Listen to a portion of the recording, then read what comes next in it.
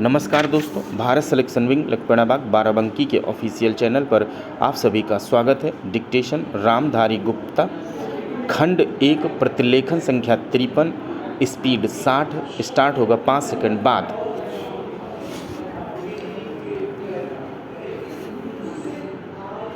महोदय, हम सभी इस बात के शिकार हो जाते हैं कि अपने दलगत स्वार्थ में आकर गलत काम कर बैठते हैं।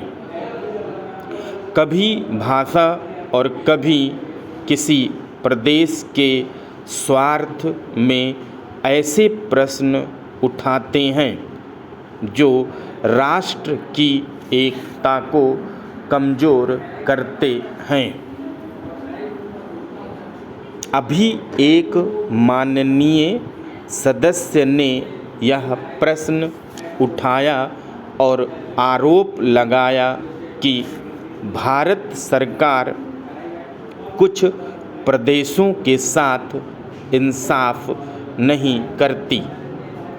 भारत सरकार कुछ प्रदेशों के प्रति पक्षपातपूर्ण नीति अपनाती है।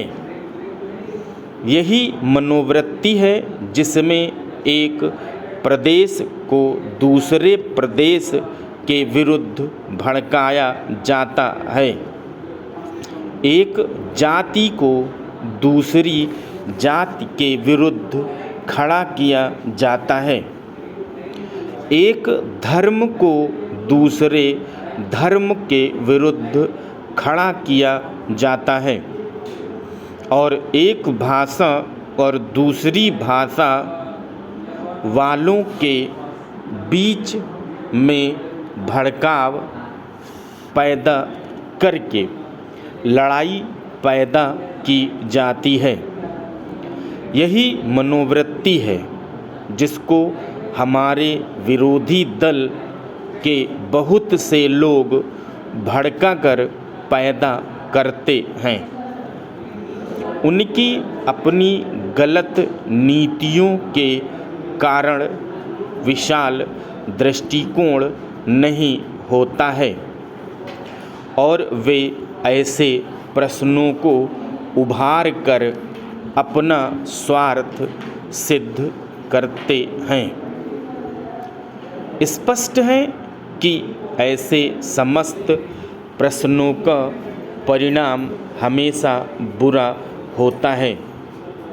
इसलिए मैं सभी राजनीतिक पार्टियों के नेताओं से अपील करना चाहूँगा कि जो प्रश्न हमारे देश के सामने हैं और जिन पर हम सबको चिंता हो रही है तथा जिनका हल निकालने की हम कोशिश करते हैं, उन तमाम प्रश्नों के ऊपर हम ठंडे दिल से विचार करें।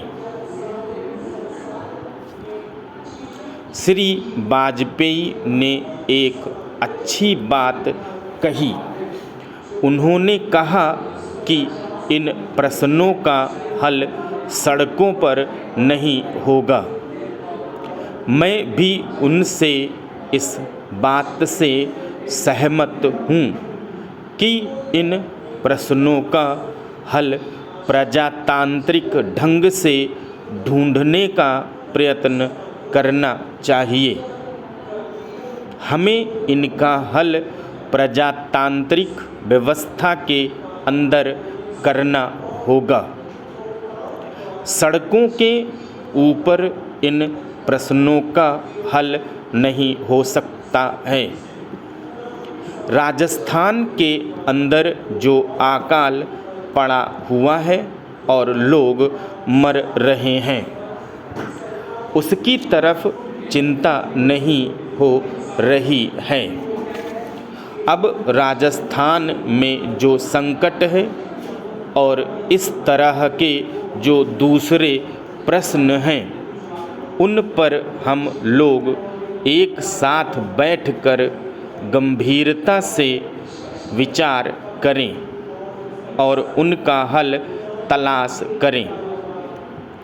खाली इस तरह से आरोप लगाने से और उपदेश देने से काम नहीं चलेगा। इस देश के अंदर बंगाल में बाढ़ से जनता पीड़ित हो रही थी और उसको अनाज, कपड़ा और जीवन की रोज़मर्रा की आवश्यक सामग्री भेजने की कोशिश हो रही थी, जिसमें सरकार ने सेनाओं का भी इस्तेमाल किया और वहाँ के लोकल निवासियों की भी सहायता ली, जिससे बाढ़ पीड़ित लोगों को सुविधाएं उपलब्ध कराई जा सकीं।